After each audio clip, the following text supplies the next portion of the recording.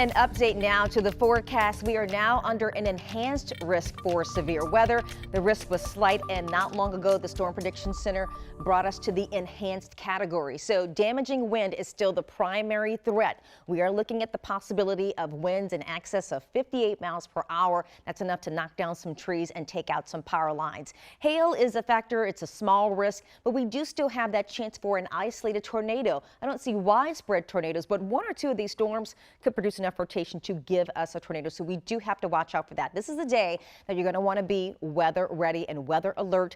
Michaela Lucero Toppershut, our chief meteorologist, will be here this afternoon to guide you through the rest of it, but let me get into what's going to be happening. So the key timing for the severe weather is going to be the window between 3 p.m. and 10 p.m. It's not going to storm that entire time, but that's just the window where it's most likely to occur. Damaging wind remains a high threat for us. Hail risk is low, the tornado risk is low, but it is certainly there and something that we definitely want to be on top of. We could also see some heavy rain in a few of these storms that could lead to some isolated instances of flooding, but the bigger threat is the damaging wind. So taking you through futurecasts, this is going to be happening just as many people are heading home. We can see that these showers and storms will be lining up out to the west, and some of them are going to pack quite the punch. Even outside of the storms, the winds are already getting breezy, and so we'll have breezy to windy conditions even if you don't get one of the stronger storms in your neighborhood. This is at 4:30 p.m. Most of the region at this point is getting some rain, or at least some of those storms. Another thing to mention, these storms are going to be scattered out. So in some areas, you may get away with just some light to moderate rain. In other parts of the region,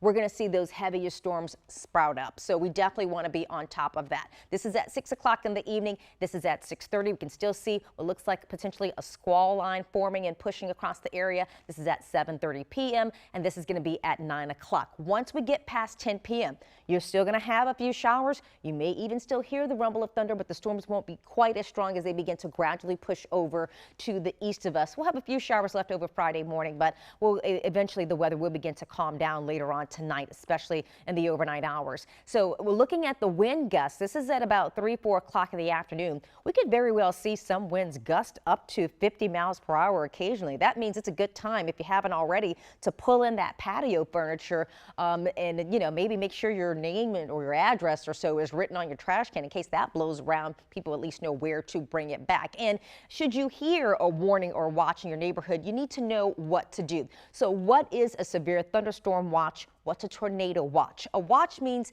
there is a risk for that hazard, right? So a severe thunderstorm watch means there's a risk for severe storms, and a tornado watch means there is a risk for a tornado, right? The ingredients are all there to bring this weather to fruition. If you hear warning in your neighborhood, that means it's happening, right? Tornadoes happening now.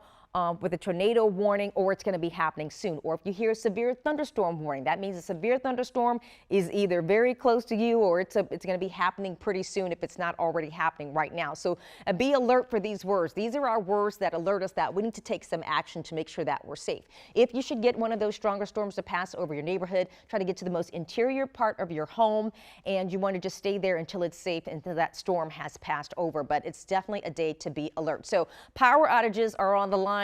We may have some wet, damp roads. You could have reduced visibility if you happen to be driving under one of those heavier downpours. You could have tree branches and limbs falling. The worst place to be for a storm is under a tree. It's just not the place to be, because if that tree comes down, it's going to be coming down on top of you. So just not a good spot to be overall. Looking at the next several days, the weather will eventually calm down this weekend with only a few showers possible early Sunday. But today is certainly an active and severe weather day.